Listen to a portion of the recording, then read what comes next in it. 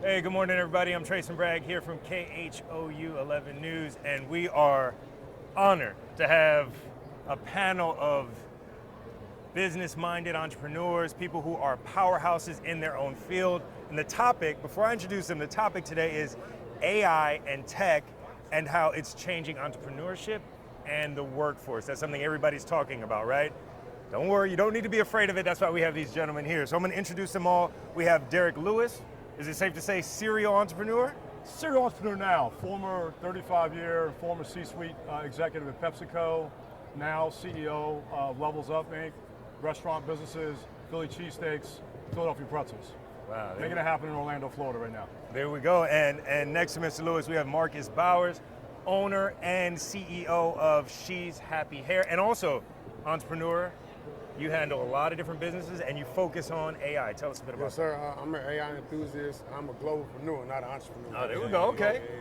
CTO of Black Wall Street, owner of She's Happy Hair, like you said. Being that we do so much online, I just want you to do whatever you do online too. So we're teaching everybody how to use AI, how to use CRMs, VAs, and automation. Some things we're going to talk about today. Perfect. Yeah, we're going to get into all of that because it's something we all need to know. And we also have Dr. Tyler Jacobs. Sir, I need you to tell me a bit about what you do. Tell me a bit about BizCo Capital. Yes, sir. So I'm a corporate fixer by trade. So we have a lot of small, mid-sized, and even hospitals that call our firm to turn them around to make them more efficient. A lot of organizations operate inefficiently with a bunch of staff or executives even that don't know how to actually optimize an organization. They call my firm to kind of turn them around. So my doctor's in business administration, so I like to say I'm a business surgeon. I go in there and I fix sick businesses. Yes, sir. I like what you did. Yeah. You see what he did there? Doctor of business surgeon. I like that. That was sweet. I love that. All right, so look, the first question, I think it's something a lot of us have already talked about, right? I think it's something we hear from a lot of the people we talk to in business, AI, right? Let's get right to it. A lot of people are concerned and worried that AI is going to take over, that AI is going to be something that is a hindrance or opposition to us as entrepreneurs. Is that the case? How should we be looking at AI? And I'll start with you, Mr. Lewis. I think one, it is a disruptor, but I look at it as an opportunity, not something that's going to be a detriment to us, right? So I think you think about, for me, just getting in the entrepreneurial space, I think about the key pillars of being successful: strategic planning, financial discipline, brand building, talent management. This can be an asset to how we think about those things in a very different way going forward, right? And so having this notion of staying very educated about the space, staying very focused on economic empowerment, and staying very engaged on the platforms will allow us to continue to try things and do things a little bit differently. That will help us scale. We want to scale. We're here to scale. And so I do believe it can be an inhibitor, not necessarily detractor from growth and scaling our businesses fast and furious as we need to and want to. There we go. Speaking of fast and furious, Marcus, we touched on this a bit earlier. There's a lot of folks out there, like I just said, right, a little afraid of the power and capability of AI. How do you see it and how should they be looking I at it? think you should not be afraid of AI. I think the people that should be afraid of AI are the people that's not going to ever use it because they're going to get left behind. It's about creating the matrix and not being in the matrix. So if you have the tools to create anything you can think of, you should probably create anything you can think of, or tell it to create anything you can think of. But to not do it is not smart. I think that's not what's best for your family tree. So you probably go get left behind. I mean, it's like people still using the flip phone versus the iPhone, the smartphone. It's kind of like that, but even worse because if you're still using a hammer to build a house and everybody else is using these amazing AI tools, I mean, they're going to have developments and you're going to have that one house full of bricks. Appreciate that. Doctor, same question, but I'll put a little switch on it. When people call you in, hey, help me, I don't know what to do next. What are you seeing? Like, what are some of their most common mistakes when it comes to the use of AI, or rather, the lack of use of AI? So what I like to attribute AI to is the emergence of computers and the internet. When people were pushing away against that, look at it today. Everyone's using computers. Everyone's using the internet. And those that are still pushing back, like this brother said, are left behind. So a lot of organizations actually can actually get value from AI because AI allows for us to be able to if you can automate it correctly and work it efficiently, it's just a tool. It doesn't take humans places unless humans want their places to be taken, especially if they don't know how to prompt it and don't know how to curate ideas from it to actually systematize it to make your business more efficient. So when we go into organizations, even hospitals are starting to be open to leveraging AI. The only deal is it's using it to its full capability. And most of us use it still like a hammer. It's like A plus B equals C. But it's so much more than that. I'll even give you a small little number from that. When it came to editing our books, right? We used to have to hire an editing company that took 3 or 4 editors to edit the books. Now when we write our books, the AI can edit it at a faster pace. That means we can get our books out at a faster clip that can continue to impact our clients and our customers. So yeah. You know, again, such a great point. I just met a young brother actually, one of the other booths, right? I asked him what he wanted to do, because you could tell he's motivated, right? I asked him what he wanted to do, and he mentioned acting. Yeah. He mentioned being musically. He also mentioned writing magazines. And I said, well, what about people who pay all those positions, right? And the reason why I bring that up is because this new technology, right? AI, it empowers folks who before might have been too many steps away from being able to get to ownership. Maybe they were 30 years away from being able to work themselves into that position. But I'll ask you, Marcus, has AI allowed them a quicker pathway to ownership? Yeah, it's going to level the playing field. You now have the same tools and resources that the billionaires got access to. So before, certain people had access to certain things, but now with AI at your fingertips, you can think that you can do it. What used to take 100 years as far as businesses and brands to create, now takes 6 months, 5 years, 1 year. We started She's Happy Here in 2012. And so from 2012 to now, we made over $100 million since 2012, using AI, using automation, doing everything online too. And so everything that I've been doing since 2012, anybody could have been doing prior to 2020. It's just that when 2020 came, automation was the new thing, and then AI came after that. So some people missed the automation wave, and then now some people missed the AI wave, and they really getting left behind, man. We're trying to help. Come on, come join us. Join us, Black Wall Street, man. Let's go. I mean, look, these brothers are putting it down so perfectly. They're making it easy for every one of us to understand, right? I know nothing about AI, right? I'm the audience that we're talking to, right? I'm learning so much right now, so please, let's pay attention and let's not be afraid of what these gentlemen are saying, because it's brilliant. I'm gonna ask you, Derek, you've been in the game for a while, right? You've seen business in a lot of these different folds that we've been mentioning, right? We've seen business change. You've seen it change. Talking about scaling, how has that changed over the years? And again, speak a bit more to just the time saving and the efficiency that AI provides. Well, there's 2 things to that. One, scaling is all about building, optimizing, and amplifying, right? And those stages, right? So you're able to do that, lay a foundation, streamline processes, and then really create maximum awareness and reach. You're going to have a successful business. And those strategic pillars I talked about earlier, a lot of businesses that start up end up missing out on some of those. So the points that these guys made, AI will be an enabler in helping you catch up in areas that you have had gaps in. And usually the idea is not what the problem is, it's the execution of that idea, going through the pillars that I talked about. So AI will be an enabler for people now to catch up and close gaps they weren't able to do otherwise.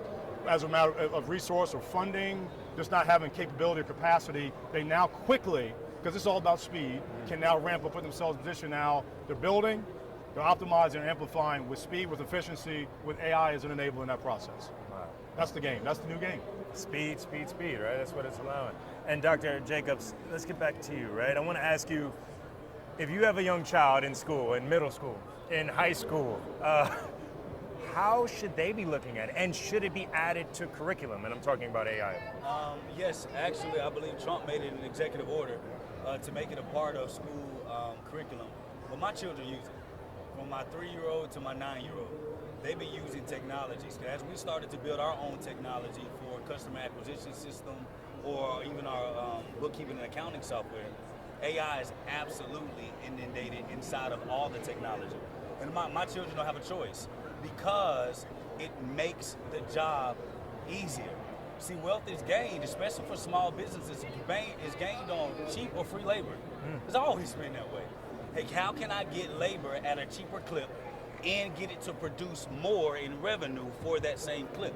And so when I'm leveraging technology or I'm using technology, i.e. AI, even when it comes to customer support and service, one of the biggest issues that a lot of small businesses have is customer support. Getting back to your customer at a faster pace than someone else does. And with AI, it allows for you to actually cut that gap. Now, you're still going to have some type of human resource. There needs to be a human element to it. But what bridges that gap, which is usually that communications gap, that's where AI can actually pick up and make the consumer feel as though I hear you, I feel you, I see you, and I can respond to you at the pace that they want us to respond to. Wow. Love it. In order to respond to talk to all these people that's not in front of you, especially online, you got to know what a CRM is. That's right. I feel like with AI, you can create anything, but with a CRM, you can sell anything. So the automation will allow you to have those conversations automatically. So if you want to make money automatically in your sleep, you got to automate your life. One of my favorite things to say, if you don't automate your life, somebody will. So if you don't create the matrix, somebody will create the matrix around you. Wow. So every time you receive an email or a text or somebody's telling you to do something, you're in the matrix. You can create your own matrix and get the results that they're getting from creating the matrix that they got you in. And so it's like a Black Friday sale. When Black Friday roll around, if every year for Black Friday, you're excited to spend some money, you in the matrix. See, take us through, some people might have heard that and said CRM, they might have no idea what it is. Yeah, so CRM is a customer relationship management tool. If you look on ChatGPT and you ask ChatGPT the top 5 most important websites or software or apps that you need in today's digital landscape as an entrepreneur, it'll probably be top 2 or 3. And so a lot of people didn't know what a CRM was prior to COVID, so they went out of business. A lot of people on earth, they go get the bag. We don't go get the bag. We want to make, create, and generate money online and anything else online. Some people wake up, they drive to go get the bag, and that's just not what a CRM is going to allow you to do. It's going to allow you to talk to one-to-many instead of one-to-one. So I was in a conversation the other day, and a young lady said that it's impossible to make $1 million in 6 months. And I was like, no, it's not. It's very possible. But some people that don't know these tools exist don't know that these things are possible. So we got to make sure that these tools exist, man. You can actually, automation, you can go to my DM on Marcus Bowers TV on my Instagram and DM the word data. And we got masterclasses that we've been doing since the last Saturday of every month since COVID, since 2020. Teaching people how to use CRMs, AI tools, automation, and all these things is going to change your family tree. And even when it comes to that CRM, what it does for those that want even more information, it allows for you to build a relationship with the customer, especially while you're asleep. Most of our businesses stop when we stop. That CRM allows for you to nurture that relationship. So even with our customer acquisition software backend, when they go into the store and actually want to purchase a service or schedule a booking appointment and say they don't finish. There's so many of people that actually go, that's right, when it goes to that cart and they don't finish, it communicates with that consumer. Hey, I see that you didn't finish your checkout. Hey, I see that you didn't finish your checkout. Hey, I know you didn't finish your checkout, but just because we thought of you, 10% off. Free shipping. Right. Free shipping. You got it. Buy one, get one. Yeah. BOGO. That's right. And so what it does is it allows for that relationship to actually be curated, created, and then duplicated over and over again without us having to manually call and build it up. Because if anybody knows building a business, even a decade ago, before these tools became ever so cheap and affordable, used to have a consumer base. a call center where somebody would have to call. You're talking about $7 to $12 an hour. Not overhead. That you had to pay just for people to dial 50 dials a day. So if you had more than 50 clients coming to your site, think about how many people that you actually needed to actually dial for 3 shifts in order to make sure that the people that were communicating with you understood that, hey, I saw you hit my site. You didn't purchase anything. Come back, please, 50% off. Talk about the Welcome Series. Yeah. What you said? The Welcome Series. Because a lot of people have a website, right? Yes. And people go to your site. It's like visiting your store. They walk into your store. Yes. And when you walk into any store, people greet you. Yeah. Hey, thank you for coming to She's Happy Hair. Your website got to have that same got thing. to. Without a Got to. CRM, you're Hey, going to I have see that you. pop-up. Yeah. That pop-up that you see on the website right. when you go to someone's site, and after that thing pops up that say leave your email, that's right. the CRM. That's right. That's where that welcome series pops right. in, and it's like, hey, welcome to the She's Happy Fam, and then that conversation continues. But if you're only getting money and you're not talking to the money, telling the money to come back, then you're going to go out of business. And nobody likes a transactional relationship. No. So I'm hearing assistance, I'm hearing speed. What about the time it provides you, Derek? it seems like while you're allowing AI to do what it does, that frees you up to possibly use your space and get more time out of the day so you can work on other ventures, or what's your thought on that? Look, time is precious, as we know, and so for me, having the ability to be strategic and looking ahead down the road is very powerful for any entrepreneur. If you are caught in the weeds of the business and putting out fires and firefighting, you're going to be sub-optimized, right? And so for us to have that time back, to be more strategic, to build new alliances, new relationships, look at white space opportunities. We were having a great conversation about what he was able to go do with a concept in a different market.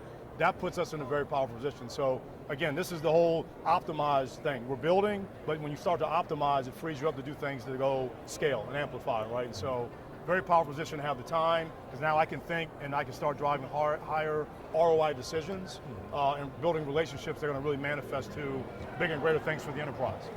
Time, man, time. Virtual assistant. I was just about to get to that. VA, Yeah, man. If you don't know what a VA is, get you one. It's going to change your life, change your family tree. I only had one business in 2020, just She's Happy Hair. When COVID started, I got introduced to a virtual assistant. Changed my life, changed my family tree. Tell us why. I've been Explain with the that. same virtual assistant for the past 5 years. Everything that I'm doing online, I'm telling them to do it. I'm not doing it. I'm not logging into everything to win. I'm strategizing. I'm introducing them to the AI tool. Hey, I think you should use this in your job. I think you should log in to Go High Level and learn how to use Go High Level as if our lives depended on it. And so Go High Level is one of the CRMs that everybody should know about, because you got everything under one roof. You know, and so with that, your VA is going to learn that platform or that system, so you don't have to like really dive all the way in. You can just say surface level and know what it does and tell them what to do. Because it's one thing to learn everything, and it's another thing to try to do everything. One of my favorite books is Who Not How. Who Not How. Find somebody who can do it. Don't always try to find out how to do it, because you find yourself trying to do everything. You can't do everything. You ain't Superman. Scatter. Yeah, you got to get a team, man. And to add to what he was saying, remember earlier I said wealth is gained through cheap or free labor. So we're looking at people who actually want to work, right?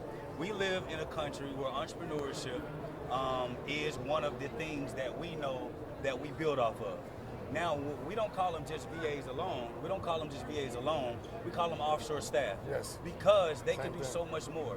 You have executives, you have people that are running companies in other countries that are at a lot more affordable clip than just hiring somebody here. So in order for especially minority businesses or even small businesses to grow, you have to have staff, you have to have support. And sometimes hiring domestically alone is what beats all of our resources, because for $50,000 you can only hire one person. Right. But if you go offshore, you can hire 6, Whole 7, team, whole 10. squad. And so what we do, even for, now you can't do it in a hospital world, because when we turn around hospitals, our people have to be physically there. So we have to have a lot of domestic help. But on our actual optimizing small and mid-sized businesses that don't require domestic help, we're offshore. We have over 100 offshore staff that work for us, from executives all the way down to entry-level positions. And then for some customers that like to have that domestic twang or touch, we make those account managers. So those are the people that actually are the front-facing, but billionaires been doing all it for years. The only reason now, social media in the pandemic allowed for us to see business in a total different way. And it has to be, you have to have a global business. That's why this brother said, no, I have a global business. Because it's not just the product being sold globally, it's having a global staff that allows for you to be able to optimize your organization in the most efficient way with people who want to work. That's the difference. When you have a lot of people that we hire here, respectfully, everyone wants your job. They want to do what you do. So they're coming to learn, to know what you learn, know how to build your organization, then they want to go duplicate the same. That's how all of us got in the position that we are now. We saw something, we sat in an organization for a while, then we spun off and did our own thing. When you're talking about offshore staff, sometimes working for you is the only hope that family has.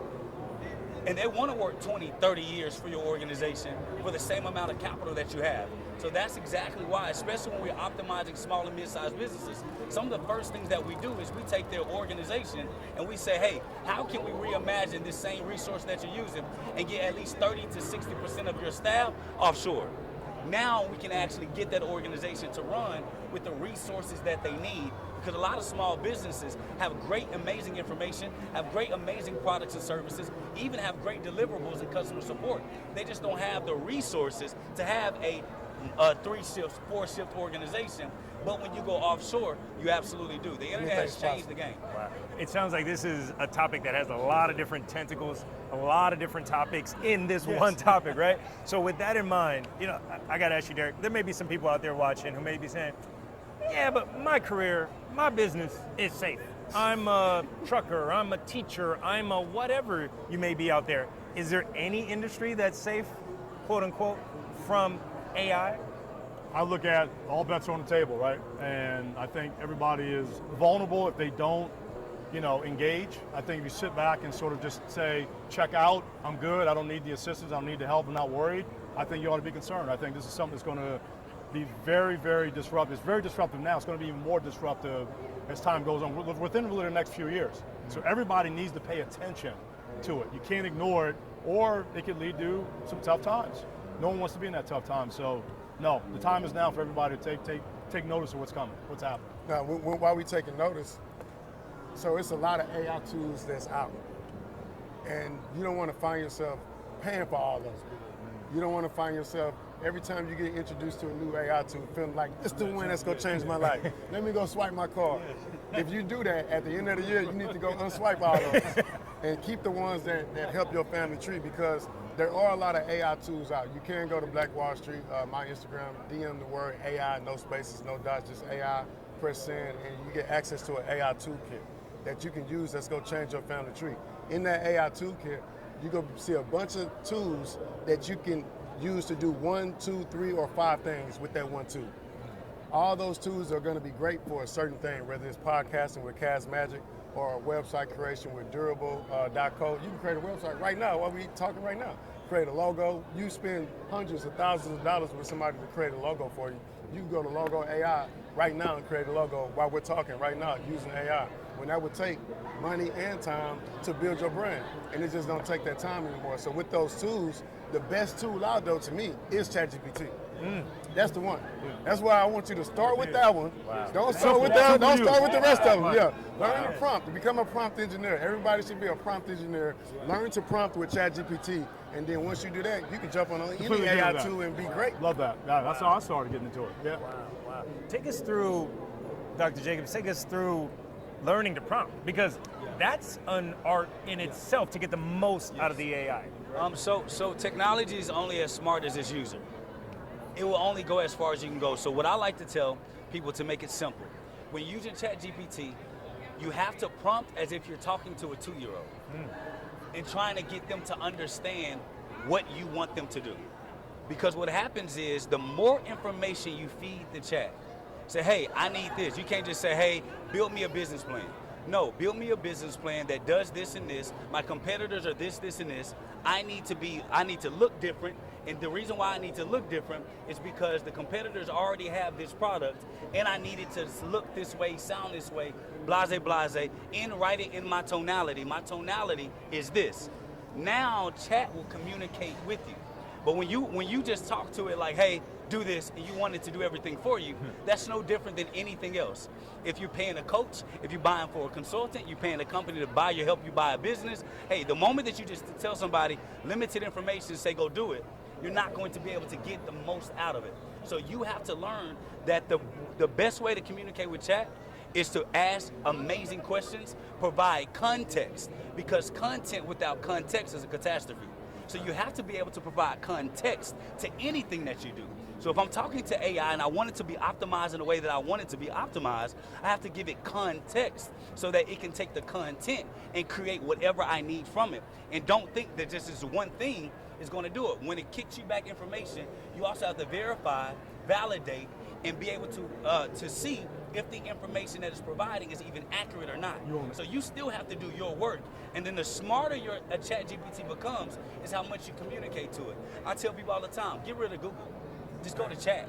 Because the more you communicate with your chat, the smarter it gets. The more it starts to realize who you are, what you need, what you desire, and it builds memory from all the conversations that you have, and it shows you exactly, it reports back to you exactly how you like to be communicated to.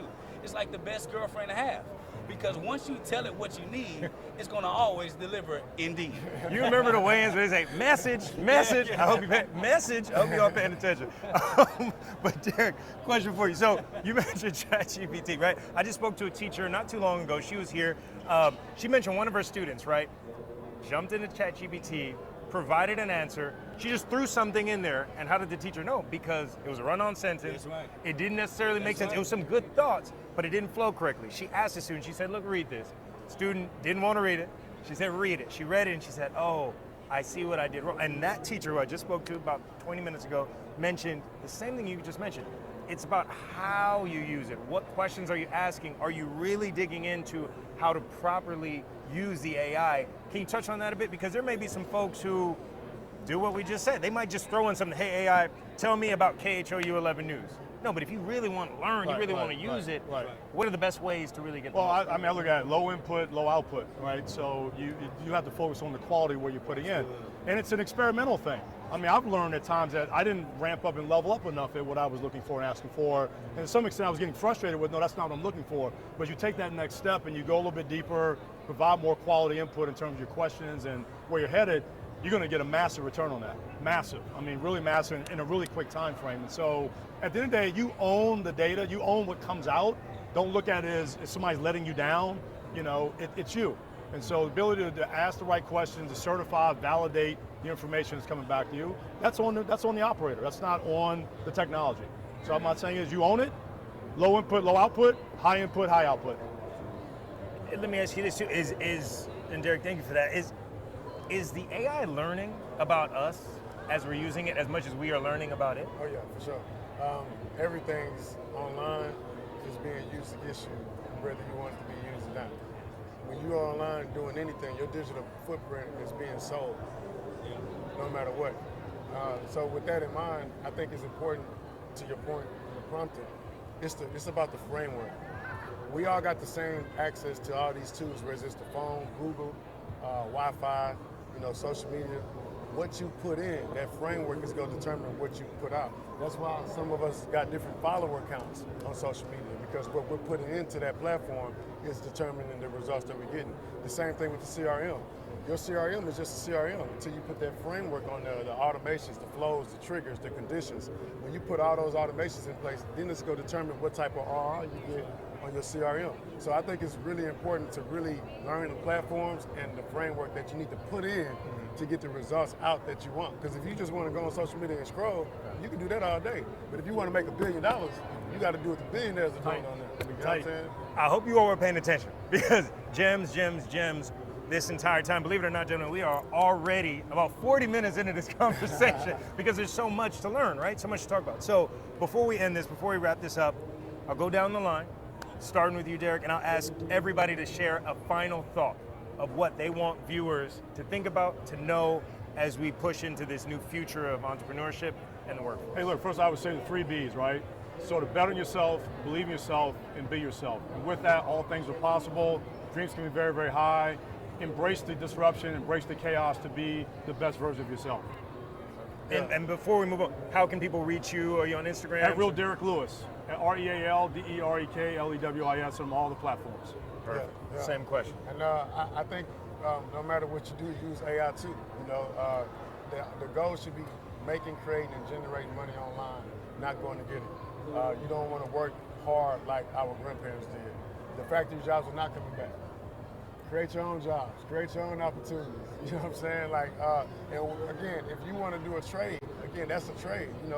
AI, CRMs, automation, learn that trade so you can work and scale that skill set to everybody else and spend some time with your family. Perfect. And how can they reach you? Marcus Bowers TV on everything. Follow Black Wall Street. And I want you to be a part of this AI challenge we got. So again, DM the word AI on Black Wall Street Instagram page, and we'll stay connected. I'll see y'all on the virtual Zoom call. Perfect. Dr. Jacobs? And then for us, what I would say is people, process, system, then automate. You can't bring AI into mess. So you have to understand that you have to have your processes and systems already kind of done where you understand it manually. Then you can be able to put the technology and the automation on it. So people, then process, then systems, then you automate. That thing will be fine. You can follow me on Jake Taylor Jacobs, JakeTaylerJacobs, and then go to bizcocapital.co to find out more ways how our organization can help your company grow. Anybody can be a business owner today, but the ones that stand out are the people that got their stuff together. Okay. And how can they reach you? I told them already. Oh, okay. Sorry. They were talking to me. Found out we actually got some more time. They gave us about, let's go, they gave us man. I about got more 5 to 10 information. more minutes. So look, let's keep on rolling. Let's keep educating folks. I want to go back to students, right? And I want to go back to fear versus asset, right?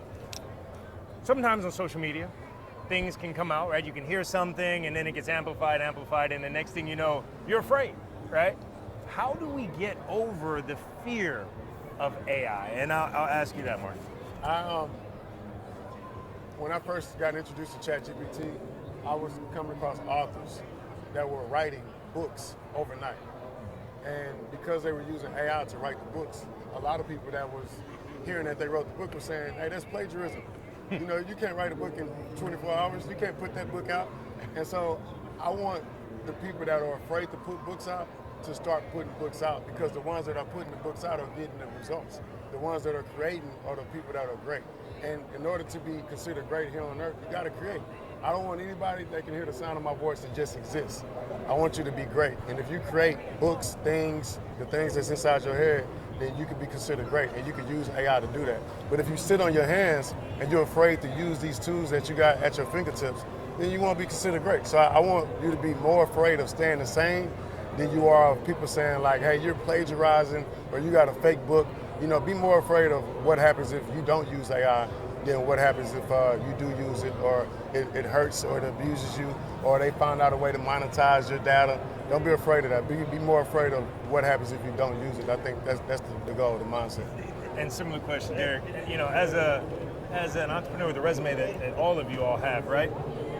Fear can never get in the way, right? No, I mean, just no. whether it's AI related or not. No, two things I would say about that. One, discomfort actually creates growth.